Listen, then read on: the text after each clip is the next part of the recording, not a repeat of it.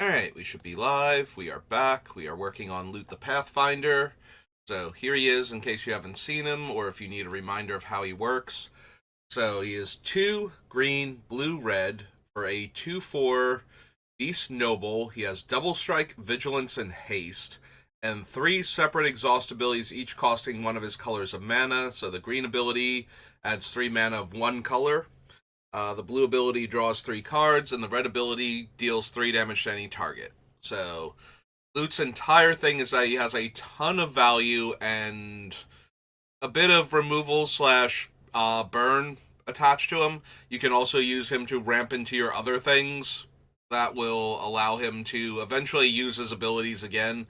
So, a creature with exhaust can't activate its exhaust ability more than once while it remains on the battlefield per ability that has exhaust. So he can activate all 3 without having to change zones.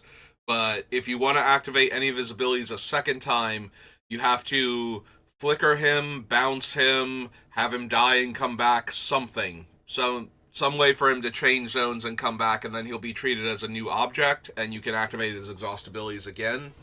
You can also copy him and have the copies have his abilities. But he is legendary, so you need one of the copy effects that ignores the legendary rule when it does it in order to pull that off.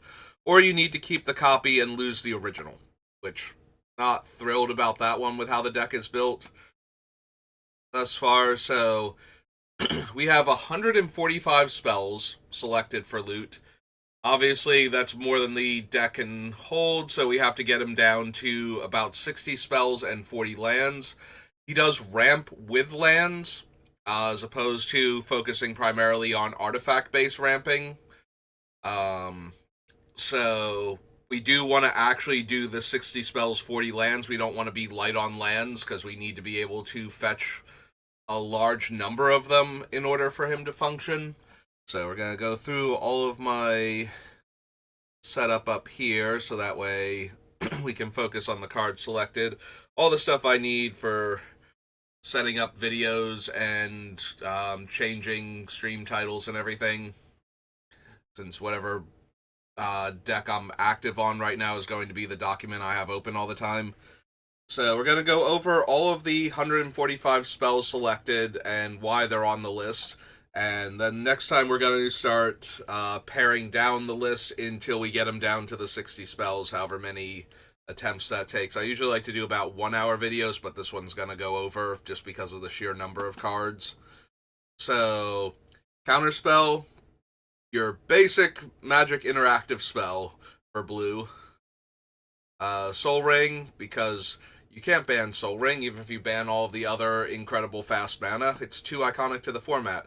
Also, Loot does have 2 colorless in his casting cost, so even though he is a very color-intensive commander, he will always have use for Soul Ring just for his own thing, in addition to ramping into other spells. Ashnod's Altar is originally on the list because I was planning to be able to sacrifice Loot and bring him back, possibly with cards like, oh god, the name's gone out of my head, Nim Deathmantle. Since Nim Deathmantle requires 4 mana in order to resurrect a creature that just died, if you tap Loot for mana with his green ability, and then sacrifice him to Ashnod's Altar, you have spent a total of 5 mana and added a total of 5 mana between paying Loot's activation for the green and the Nim Deathmantle's 4 mana to revive. And so it's mana neutral and puts Loot back into play with all of his abilities intact. Nim Deathmantle is not currently on the list because I think this is the only way we have to consistently sacrifice Loot without going down significantly on mana. So that might not make it into the final build, or I would have to make an extra cut for Nim Deathmantle. Mana Drain is superior counterspell, especially in this deck, which is a very mana-hungry deck because it's drawing tons of cards and has plenty to do with its stuff. Mystic Remora was added in. I'm not 100% on whether this card is going to make it, because we do draw a lot of cards with Loot's own ability, but it is nice to have some extra incidental card draw, and the Mystic Remora makes it very hard for opponents to cast non-creature spells, um, while it's in play without giving you extra cards. It's not like Rhystic Study, where paying the 1 is usually pretty easy. Mystic Remora attacks a 4 onto that in order to stop the card draw. It does have cumulative upkeep, but we are able to ramp, so we might be able to keep Mystic Remora in play for several turns before we just let it go. Nature's Lure is one of our ramp spells, gets a forest, including the dual lands out of the deck. Force of Will, we're drawing so many extra cards, so Force of Will is already very playable for the obvious reasons, but when you're drawing as many extra cards as Loot is capable of, it becomes even more potent because it's a lot harder for the card disadvantage to hurt you. That is innate to having to lose 2 cards in order to counter the opponent's spell, and you're already getting the counter spell for free, so Force of Will, Force of Negation, and a few of the other cards that let you discard cards instead of paying the casting cost should be on the list. Tornado. So I'm already looking for ways to take permanents out of play and then put them back into play in order to reset loot so we can use them. So that this works also with Mystic Remora, but it's a little less important to it than it is to Tornado. So Tornado is a 5-drop enchantment. It has a cumulative upkeep of green, and for 3 mana, you lose life equal to number of counters on it, add a counter to it, then destroy a permanent. So the first time you activate it, you lose no life. It costs you a grand total of 7 mana.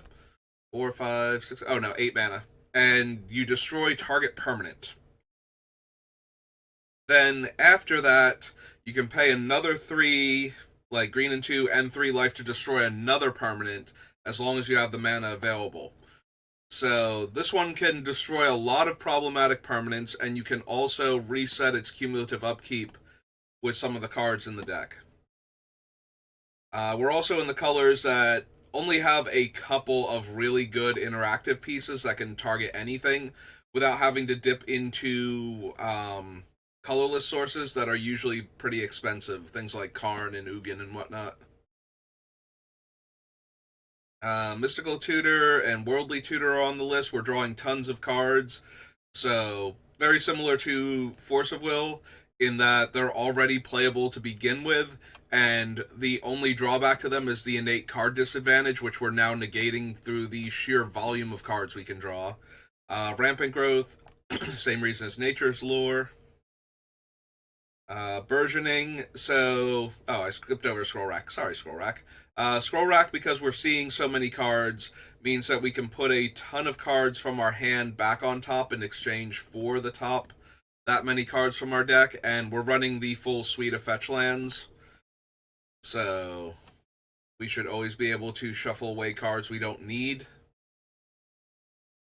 Burgeoning, whenever another player plays a land, we can play a land.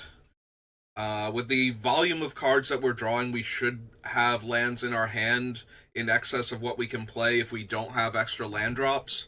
So Burgeoning is one of the ways to get extra land drops, especially early. If we have it in our opening hand, we can dump all of the lands in our hand, usually in a turn cycle or 2. That's incredibly helpful for getting off to a fast start. Forbid is a counterspell for an extra mana with buyback, discard 2 cards.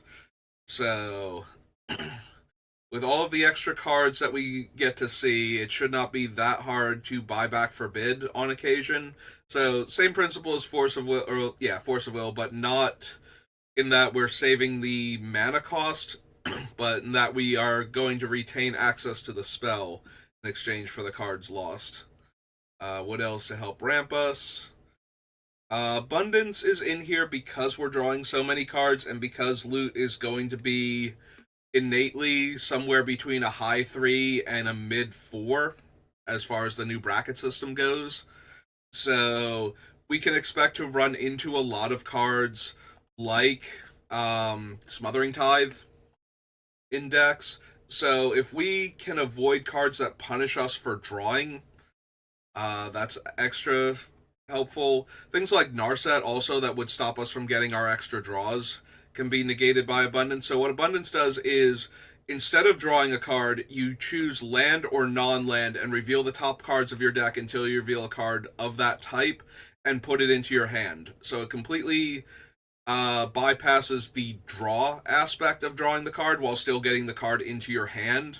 And since it's a replacement effect, it even works with cards like Narset, where you can't draw more than one card per turn, as long as you keep replacing every draw with the Abundance choice.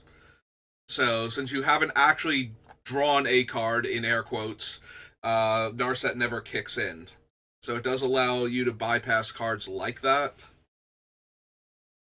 And since it's a replacement effect that has negated the actual draw, technically, the other replacement effects can't kick in and stop you from drawing a card anymore.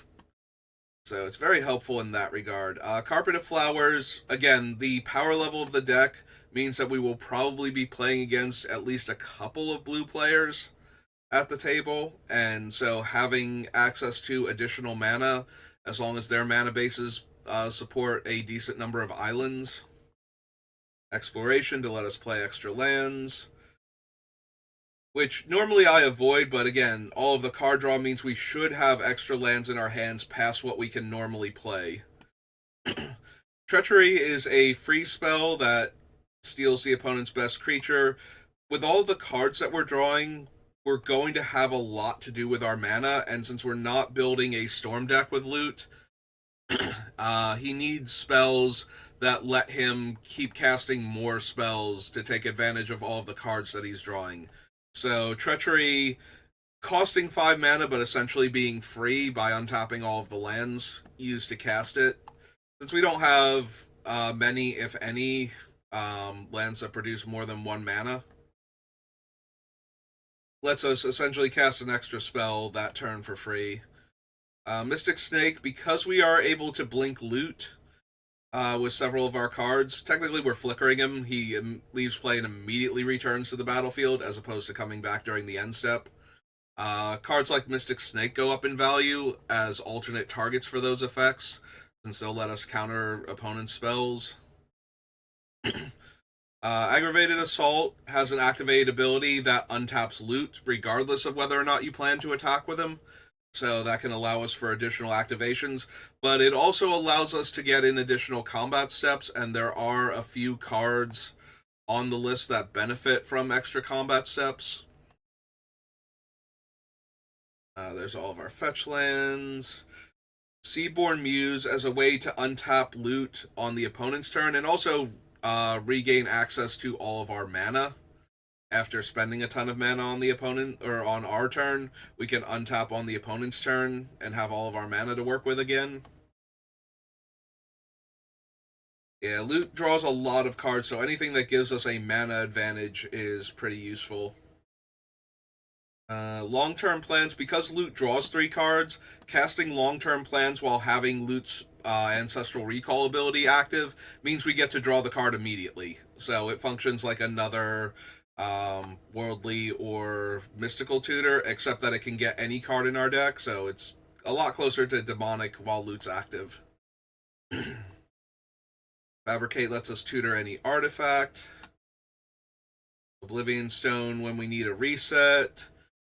Sad Robot is a decent blink target in that we will get more lands into play, and he lets us draw a card when he dies.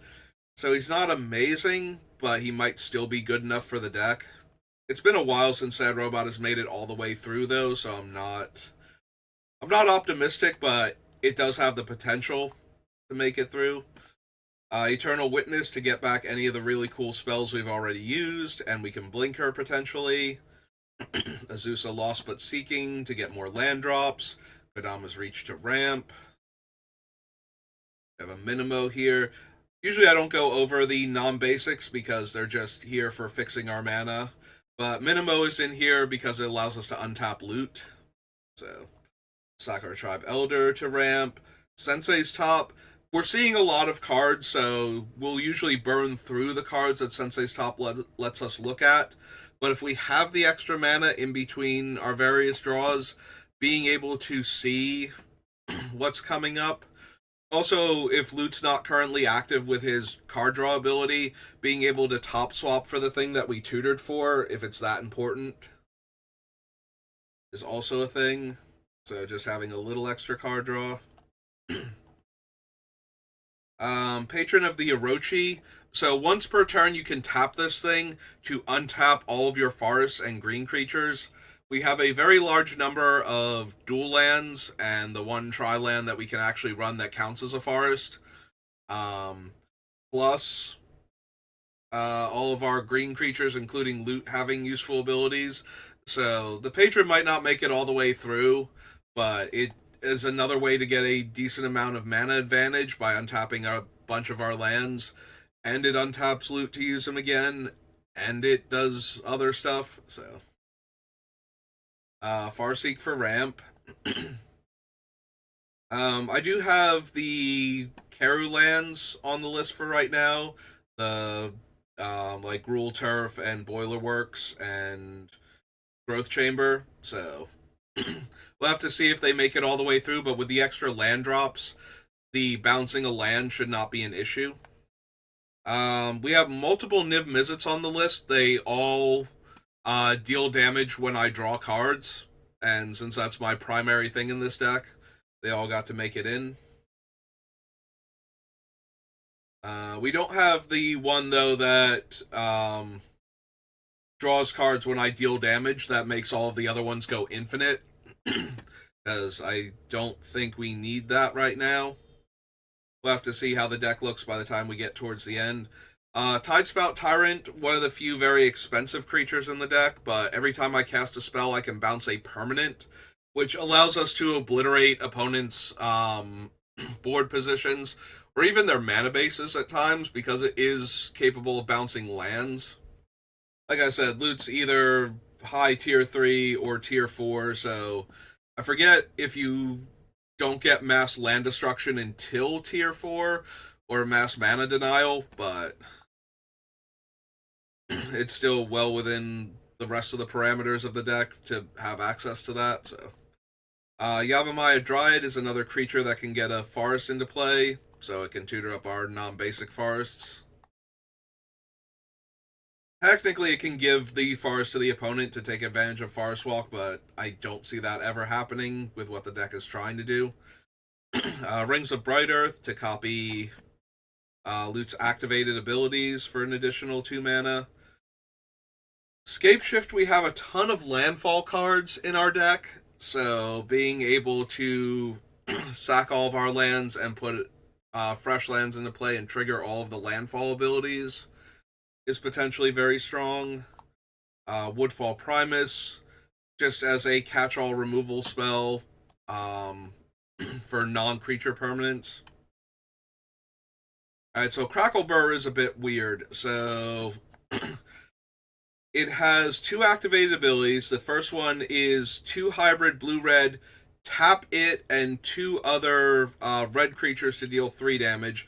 But it also has 2 hybrid red-blue. Untap this as a cost, so the untap symbol, and untap 2 of my other tapped blue creatures to bounce a creature. So this will allow us to deal damage and then untap everything, and I forget exactly how we were going infinite with this one now. This is one of those ones that at the time that I saw it, I put it on the list. Being able to untap Loot and another blue creature and activate Loot's ability had me thinking that this was one of those things that I could take advantage of. I'll have to double check the rest of the cards. I genuinely forget what way I had to go infinite with this thing, or to get a massive amount of advantage from it past untapping Loot extra times. Merfolk Liege, or Merkfiend Liege, untaps all of my creatures. Well, my blue and green creatures anyway, during each opponent's turn, so that gives me more untaps on Loot. It also gives him 2 buffs, which is not a huge deal. Loot is not usually winning by beating down, but he is a 2-power double striker, so making him a 4-power double striker does speed up that clock dramatically.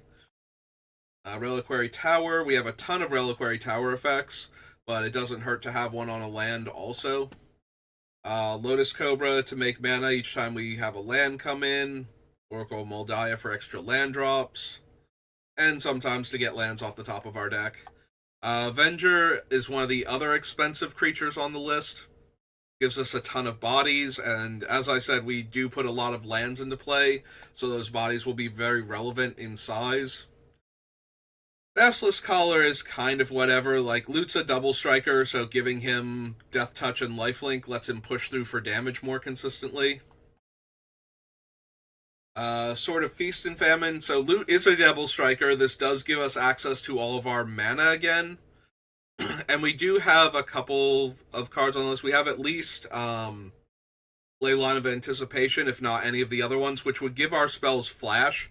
So if Loot connects and untaps all of our lands, we can potentially cast spells before he hits again for the double strike portion of him to untap all of our lands again, allowing us to get a huge mana advantage from the card. It also goes infinite with Aggravated Assault, so I have to decide if I want that combo in the deck.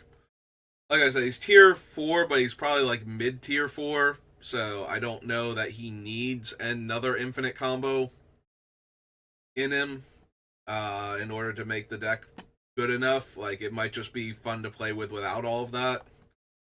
Beast Within kills any permanent, leaves our opponent with a 3/3. One of our few catch-all removal spells. Jin-Gitaxias Core Augur lets me draw a ton of extra cards, takes away the opponent's hands a lot of the time, but also because of all the things I have that are untapping all of my mana, if I can give him Flash... Oh no, he already has Flash, so if I can untap all of my lands... Right, he naturally has Flash. So untapping all of my lands means we can get him out when we have 5 mana, potentially. Like 5 mana worth of lands in play. Since we would be untapping all of our lands with any of the various things that we've seen and some of the other cards that we'll see. So yeah, Jin-Gitaxias, we potentially get him in very ahead of schedule. Karn Liberated, because we need catch-all removal spells, and we're kind of hurting for that in our color combination. Metamorph, we have a lot of things to copy anyway, so Metamorph is fine. If we can make a non-legendary copy of Loot, we can also copy that if we want to, which we have a couple of ways to do that. Blasphemous Act is one of the few wraths we can have that's almost guaranteed to kill things. Obviously, it's damage-based. There are going to be creatures that are out of range of it, but for the most part, it kills everything, and it does so fairly cheaply, too. Snapcaster Mage to get back our spells for another use. Conjurer's Closet to blink Loot. Deadeye should be Deadeye Navigator. Oops. Started in the wrong spot. Is another way to blink Loot. So this is one of the Soulbound creatures. So when it comes into play, or if it's not Soulbound, when another creature comes into play, you can choose to have them become Soulbound to each other, and then he grants the ability blue and 1 to flicker the creature as long as he's soulbound to something. So you can use it to blink the Deadeye Navigator, you can use it to blink Loot, who's attached to him. You can also attach other creatures to him, like the Mystic Snake. Zealous Conscripts, among other things, it can untap Loot. We don't have any infinite combos with it. I think this one got added to the list very early because of the alpha. I do everything in alphabetical set order. So Avacyn Restored would be like the 5th or 6th set I looked at. So I was still figuring out things. Cyclonic Rift to go along with our Oblivion Ring, or not Oblivion Ring, Oblivion Stone. Vandal Blast to remove all of our opponent's artifacts. Illusionist Bracers to copy Loot's ability. Notably, Bracers and the red variant on them cannot copy Loot's green ability because it is a mana ability. It does not target. It's not a Planeswalker loyalty ability, so the green ability cannot be copied for extra mana, but his card draw and burn options still can. We have Krufix on the list in addition to one or two other cards that let us essentially store mana as turns pass. We don't want to let any of our mana go to waste, and we have a few ways to get mana advantage to begin with. So if we can hold all of that mana to make sure it never goes to waste, we have a lot more options down the road. Reality Shift is a blue card that can exile a creature. It lets our opponent manifest the top card of their deck, but if that thing isn't a creature, then they don't get any benefit past getting a 2/2. And if it is a creature, they have to spend the mana on it anyway in order to make it itself, and they lose out on all comes into play abilities on it. So it's one of the better blue removal spells to begin with. And since we lack a lot of the like white or black creature kill spells, we kind of have to make do anyway. So retreat to Coral Helm. Like I said, we put a lot of lands into play, and one of the modes on Coral Helm is to tap or untap a creature. This was still relatively early in the card selection process, but it does untap loot, so it does have the potential to make it all the way through. Forgotten Creation, because of the sheer volume of cards I anticipate having in our hand, if we somehow get to a point where we just have a bunch of cards that are bad in the situation we're currently in, being able to discard my entire hand to draw fresh that many cards does have a lot of potential. It might not make it just because we're drawing so many cards that we shouldn't be able to get into a position where we have that many dead cards in our hand, but just in case. Tireless Tracker, we do a lot of landfall. He's not green in 3, he's green in 2. Having to spend the mana on the clues to draw cards is not great, but if we have nothing else going on, and because we have so many ways to have our like infinite max hand size, we should be able to keep the cards. So if we don't have a way to keep the mana, and we're not spending the mana on other stuff, taking the cards is probably a lot better than nothing. Imprisoned in the Moon, one of Blue's other decent removal spells. Also capable of killing a Planeswalker or a problematic non-basic land by turning it into a waste. Rashmi, because I don't need less card advantage, so might as well get another free spell out of every time I cast my first spell each turn. Disallow, I always like to have at least one counter spell in my blue decks that can counter activated abilities, so Disallow or Summary Dismissal usually tend to make all of my deck lists when I'm running blue. Just because if the spell can't be countered, but the trigger or activated ability of the permanent that spell becomes can be. Things like my go-to example is Thassa's Oracle, and since we're in like high tier 3 to tier 4, Thassa's Oracle is fair game, so I kind of want ways to interact with it and ways to interact with other similar powerful cards. That's always my go-to because I dislike the Oracle win out of a lot of different alternate win conditions. But that's a personal pet peeve of mine. Heroic Intervention as a way to save all of our stuff, keep our things protected. As Foretold is one of those cards. For the longest time, I thought it was Aether Vial for instants and sorceries. I think I confused it with a card from one of the Innistrad sets that is also that, specifically for instants and sorceries. So As Foretold is any spell, and it can be of a lesser casting cost than the amount of counters on it. So it's just a way to get more free spells each turn cycle. We have a lot to do. We have a lot to do with our mana and a lot of mana to do things with, but we can still get into positions where we could be doing more if we just didn't have to spend our mana on one like mediumly expensive spell. So Vizier of Tumbling Sands is a way to untap loot. Nimble Obstructionist is another card very similar to Disallow.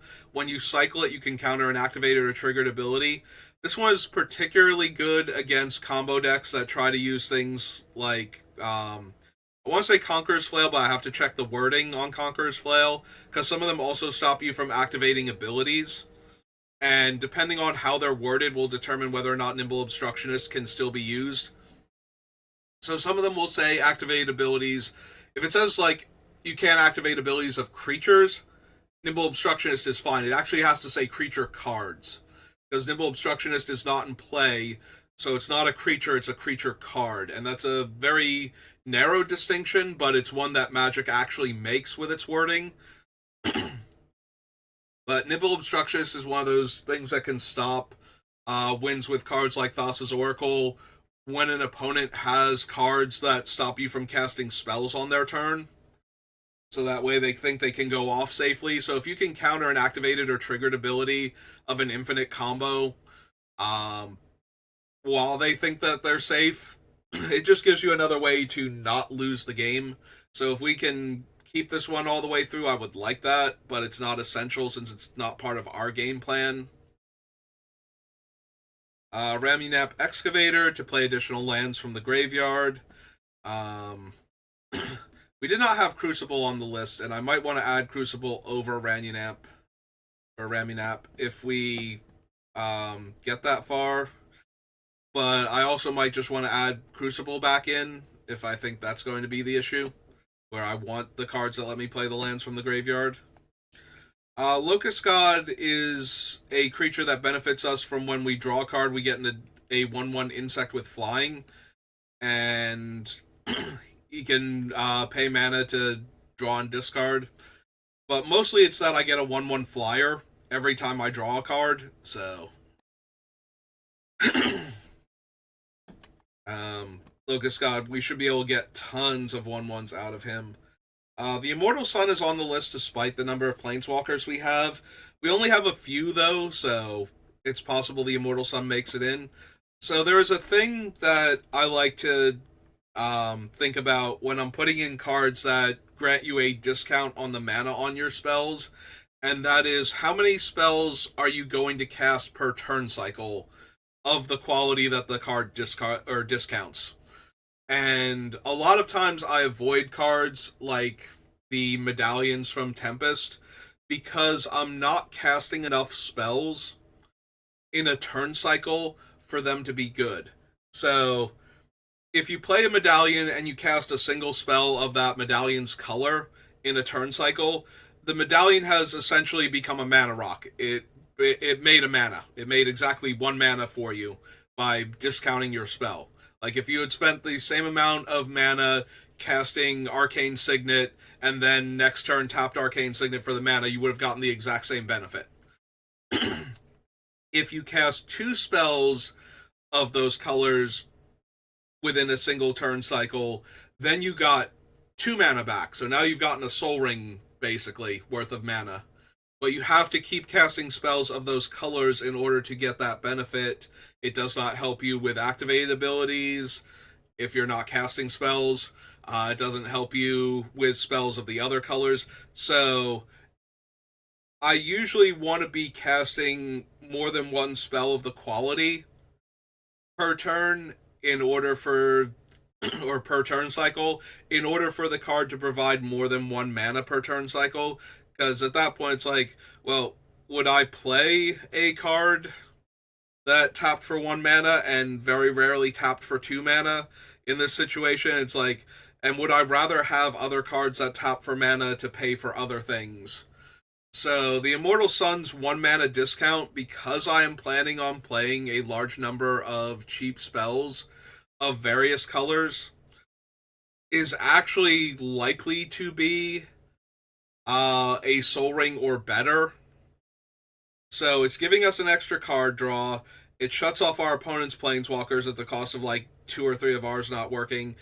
And it potentially gives us 2 extra mana and buffs all of our creatures.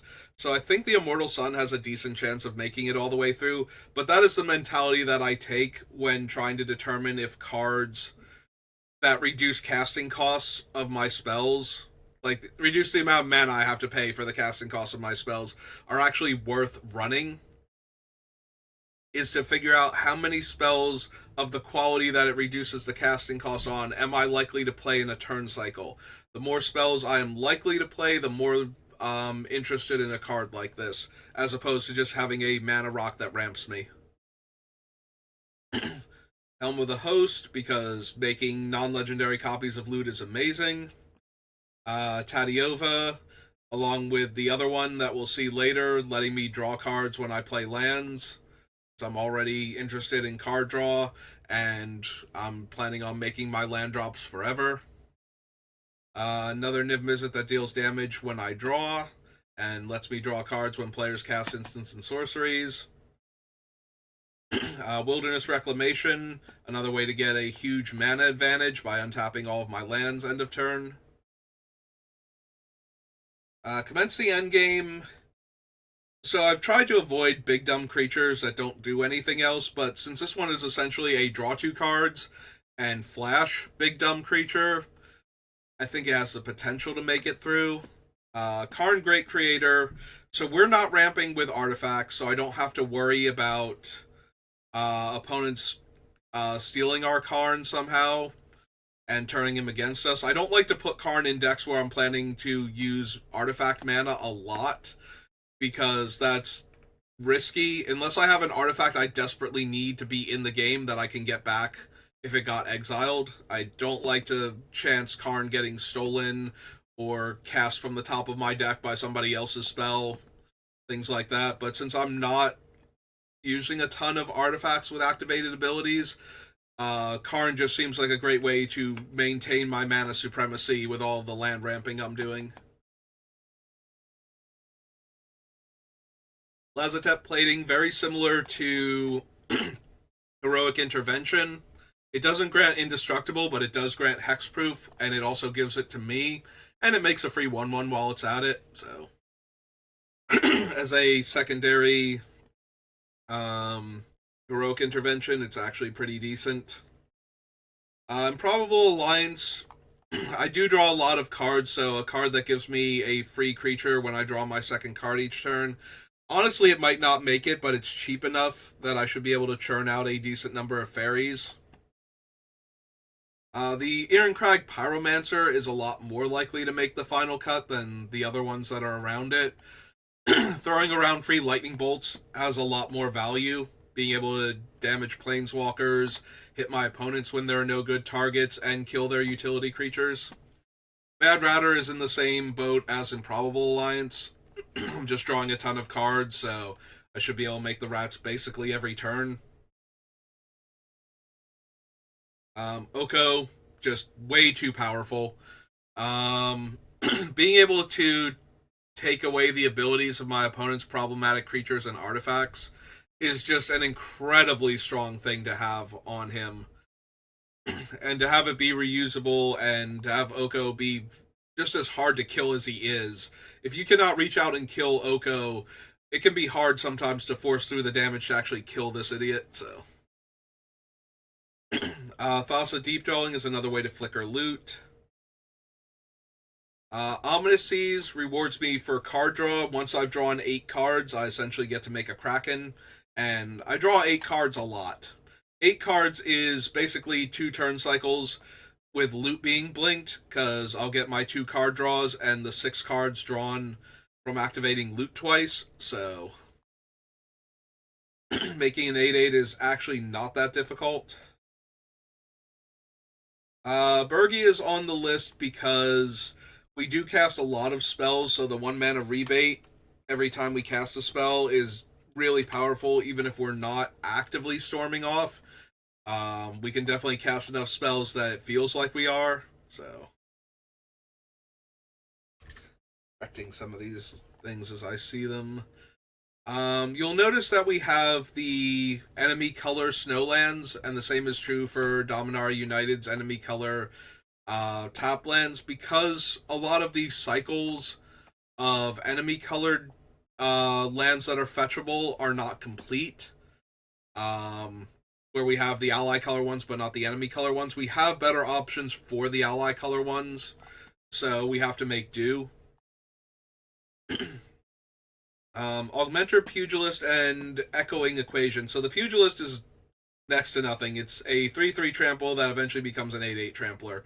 The other side, though, is I choose a creature, I choose target creature I control, and all of my creatures become non-legendary copies of that creature until end of turn.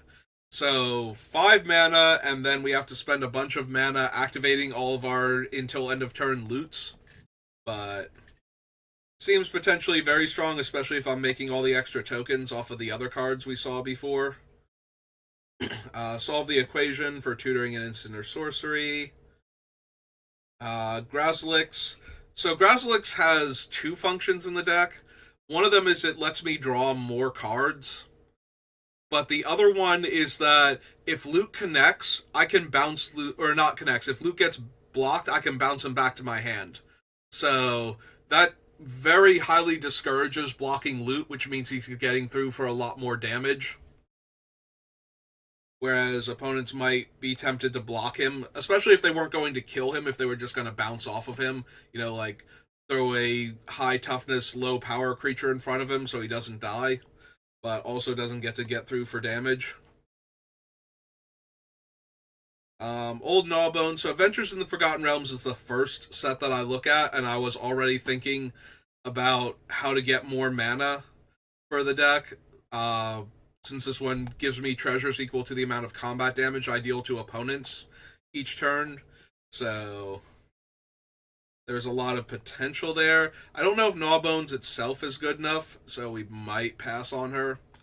Hullbreaker Horror, very similar to the Tidespout Tyrant. Obviously, this one does not bounce lands, but being able to bounce all of our opponents' things that they've invested mana in that need to be in play to get value, as opposed to coming into play to get value, seem decent. I do like an offer you can't refuse. So the deck is very mana hungry, and I'm going to have a lot of spells to cast. So having cheaper ones that solve the problem that I'm having is always good. That's why Force of Will and Force of Negation are also on the list. But an offer you can't refuse is 1 mana, and it counters any non-creature spell. The fact that it gives the opponent 2 treasures can be an issue, especially if you have to counter something early. But if you have to counter something mid to late in the game, chances are the spell you countered is way more important than anything they're going to be able to cast with 2 extra mana this turn. So, and they probably had the mana for their spell anyway, unless they've been choked on mana and they had to cast their interactive spell after playing something else. And even then, they might not be able to cast anything to follow it up. So Bootlegger Stash is another way to float all of our mana through turns. It gives our lands tap, make a treasure, so any land that we don't use for mana in a turn cycle can produce a treasure for later turns. Ledger Shredder, I'm casting a lot of spells, so this just gives me an extra card draw each turn and potentially grows it. Titan of Industry is another really good blink target. It can only destroy artifacts or enchantments as opposed to Woodfall Primus' ability to destroy a non-creature, but it makes up for that by also giving me more bodies or protecting my creatures by putting shield counters on them, or by just gaining me some life, you know, if I'm running a bit low. And it is a huge body, so it's pretty good at protecting us also if we're low on life, by being able to block dragons and angels and such. Teferi is on the list because he gets loyalty every time I draw a card, and his token that he makes gets 1/1 counters when I draw a card. So that is potentially he has the potential to make huge creatures each turn. Creatures that will be huge eventually, and if I'm drawing enough cards, he's getting enough loyalty back that he can just -2 every single turn in order to do that. Also, getting to his ultimate, while his ultimate is not particularly backbreaking, it can be, and the fact that we can get him into ultimate range very quickly ahead of schedule is also a thing to consider. Tali Primal Conqueror is just a massive card advantage thing. You cast him, you get the next spell off of everybody's deck for free. Also, Primal Sickness can one-shot players that don't have anything to deal with him. So, that is not nothing. It usually doesn't come up that often, but it is a thing, so. Also, he's an obscene blink target, let's be honest. Um, so we have the Nisa that is the Mystic Snake, or not Mystic Snake, Lotus Cobra variant, so we can get more mana out of our landfalls. Yoreth can untap Loot and one of my other legendary creatures if I have one with a top activated ability, like original Niv Mizzet's tap to draw card, for example. Menelor can blink Loot if Menelor can get through for damage. Let's see. Sting's biggest thing is that it can untap Loot at the beginning of combat, so it can let me get another activation in on him. But also, it gives him a little bit of a power and toughness boost. So, it's not the worst way to keep untapping Loot. Storm of Saruman, I'm definitely casting 2 spells per turn. So, and if Loot happens to be the second spell cast in a turn, I get a non-legendary copy of him. So, that has a lot of potential in this deck. Anzrag is just a big dumb creature, honestly, but he's a big dumb creature that demands an answer. Otherwise, he might untap Loot just because of his abilities. Also, any opponent that does not have their defenses up is just taking huge chunks of damage from him, and he's very efficient, so I can cast him and cast multiple other spells in the same turn. I don't know that he's going to make it all the way through, but that is the reasoning behind Anzrag. Doppelgang is just a back-breaking spell.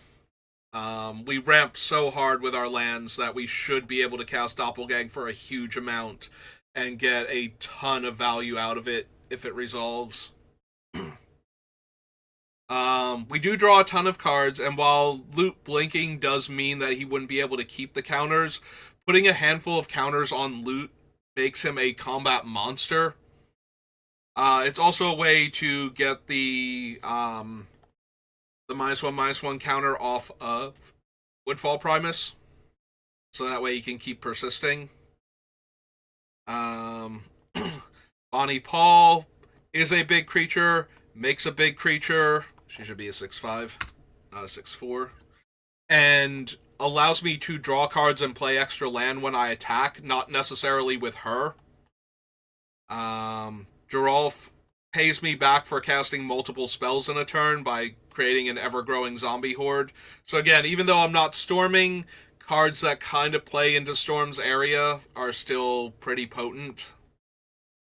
Dour Portmage was added very early on. I'm not sure bouncing Loot is the best way to reset him, but it is a way to reset him. It's the mana investment in recasting him that makes that a slight issue. Enduring Vitality, same reason as Cryptolith Right, turns all of my creatures into mana dorks.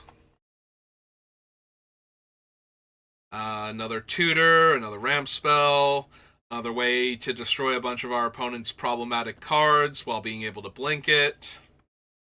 More ramp. Leyline of Anticipation lets us cast our spells at instant speed, letting us use all of that extra mana that we're generating from all those cards. Zendikar's Royal makes a 2/2 off of landfall. Mossborn Hydra keeps doubling in power every time we landfall. Niv Mizzet lets us deal damage when we're drawing cards. Or no, this one is when deals non-combat damage to opponent. I draw. Oh, right. It lets me draw 3 cards off of Loot's red ability. That's what this Niv Mizzet does. Also, I have no maximum hand size while he's out. Sorry, I was confusing him with all of the other Niv Mizzets, but yes, every time. And it turns the other ones into card draw, so I guess he goes infinite, doesn't he? Because then I would deal non-combat damage, I would draw. So we do have one of the other Niv Mizzets that goes infinite with himself. Of course he goes infinite with himself. Narcissistic giant dragon monster. Force of Negation, already mentioned when I was talking about Force of Will. Force of Vigor, same mentality, but in green, plus we need Artifact and Enchantment Destruction anyway. Sword of Hearth and Home. So, yes, if loot hits, what we can do is we don't have to blink loot the first time he hits. We can wait until he's hit the second time, so we can get 2 lands and still blink loot, and then we would have to pay to re-equip him. But if loot ever connects while this is attached, we do get to reset him and get some lands out of our deck, so kind of doing everything we want here. Tireless Provisioner lets us get extra mana out of playing lands because of the treasures. The food is kind of whatever, but if we need it, it's an option. Springheart Nantuko, we have a ton of landfall going on, and if we ever get a non-legendary copy of loot, enchanting it with the Nantuko means that we get free copies of loot. Well, not free copies. We get to spend 2 mana and get a new copy of loot every time we landfall.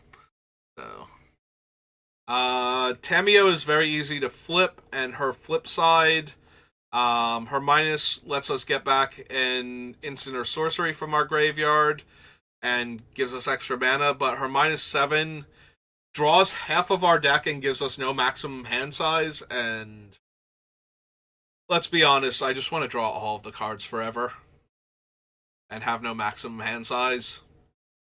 Blur lets me blink loot and draw a card. Displacer Kitten, so I accidentally glossed over Displacer Kitten while selecting cards from Battle for Baldur's Gate, but yeah, we do want Displacer Kitten. It's not blue and 2, it's blue and 3. For a 2/2 Cat Beast. So every time we cast a non-creature spell, we get to flicker a non-land permanent. So we can blink loot, we can blink our other creatures with good comes into play abilities. We can blink our few artifact mana sources to have them come back into play untapped and rebate mana for us on the spells that we're casting. So our Soul Ring and our Arcane Signet down here. Scavenging Ooze, because you have to have graveyard interaction, especially if you're going to be in the higher tiers. This Teferi untaps permanents, so we have that going for him. Other than that, I don't know that we need him, but -1 to untap 4 permanents is pretty strong, especially when one of them is loot. Song of the Dryads to shut down problematic creatures similar to Imprisoned in the Moon. Fierce Guardianship and Deflecting Swat are free spells that can protect loot from things, so kind of have to include them. AC for the same reason as Tadiova. Battle Mage's Bracers for the same reason as Illusionist's Bracers. Cavern Horde Dragon got added fairly early. Gives me treasures equal to the amount of artifacts the opponent has that it makes contact with in combat. So deal combat damage for every artifact that player has, I get a treasure. So it can give me a ton of treasures that way. And it costs less based on opponents' artifacts in play. So opponents that are ramping with artifact mana make this thing a lot cheaper and give me a ton of extra mana for hitting them. So I don't know if it's going to make it all the way through, but that's what got it onto the list. Stella Lee, the wild card. So when I cast my second spell each turn, I can exile my top card and I can play it. And she also has the ability to tap to copy a spell if it's my third or an instant or sorcery, if it's my third or further down the list spell I've cast this turn. So that has a lot of potential to copy my other spells and to get more out of each one of them. And it's just very easy to cast a lot of spells with loot. Nanogene Conversion turns all of my creatures into non-legendary copies of one of my creatures, so it's another of the one from Strixhaven that has the troll on the other side. Yes, just turn everybody into loot until end of turn. So, Sean is, when I attack with one or more legends, I make a non-legendary token copy of one of them. that becomes a synth artifact creature. And when this leaves play, I lose all my synth tokens, but that's okay. I just want the extra copies of loot. The Pip-Boy gives me the ability to loot by, drawing and discarding. Put a 1/1 counter on the creature it's on, or untap 2 lands. All trigger when I attack with the creature.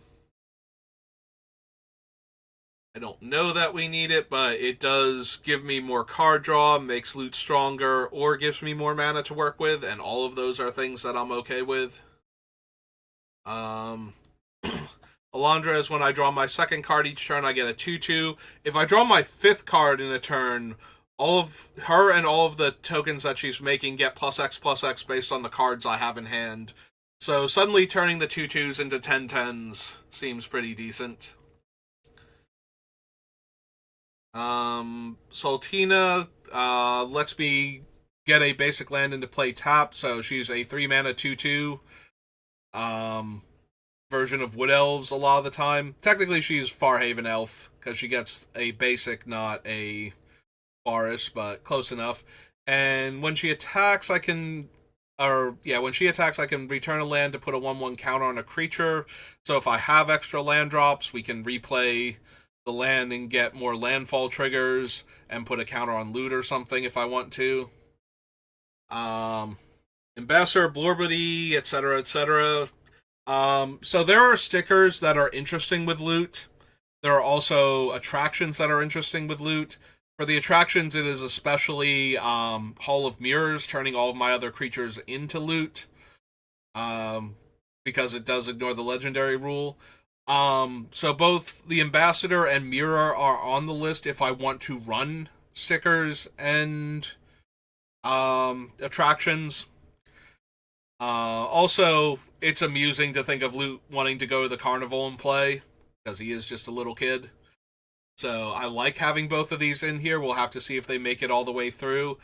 Some of the stickers that are interesting with Loot include triggers when he leaves the battlefield. The ability to turn him into a 13/13 Eldrazi until end of turn when he is a double striker. Like, it doesn't take away his abilities, it just makes him his base stats 13/13.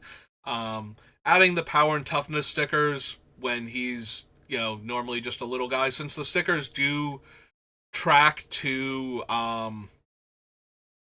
any zone that's not hidden. So as long as he's not going back to my hand or into my deck, the sticker gets to stay on him. So if he goes to the command zone or briefly goes to exile, he gets to keep his stickers. And like I said, the main attraction is the Hall of Mirrors. There are a few other ones that are fine, but not essential. And to top it all off, so Headliner Scarlet from the Clue box set. When she enters the battlefield, opponent's creatures target opponent can't block this turn. And on my upkeep, I get an extra card that I have until end of turn to play into exile. So she's card advantage. She makes it so that the one player can't block this turn, which, given some of the things we can do with this deck, means that we can kill the player outright if they don't have like a fog or an evacuation or something. And Max the Daredevil is whenever I cast my second spell each turn, I untap a creature and make a clue. So casting my second spell each turn untaps Loot to activate him again and gives me another card draw spell, essentially. So that is the entire list. And oh wow, we made it in under an hour. So good job, me. So that's going to do it for me for this time. Next time we will start removing cards off of this list, and hopefully I'll have remembered what I was doing with Crackleburr by then. So thank you for watching, and I will see you next time. Have a good rest of your day.